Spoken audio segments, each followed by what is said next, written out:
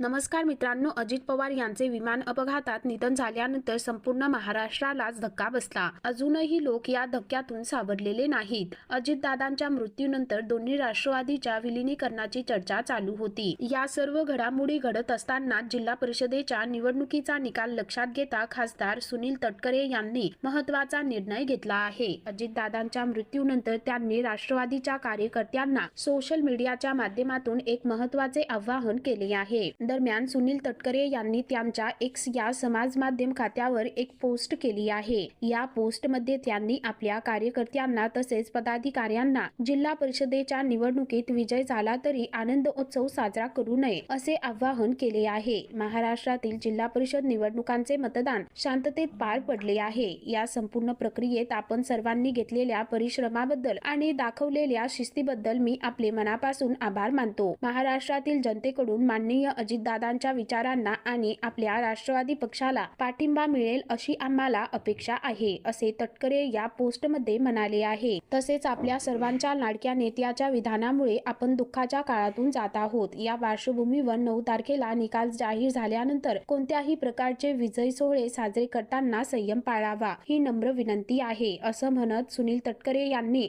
मोठं विधान केलं आहे. तर मित्रांनो, एकंदरीत संपूर्ण प्रकरण पाहता या संदर्भामध्ये तुमची काय प्रतिक्रिया आहे खाली कमेंट करून नक्की कळवा.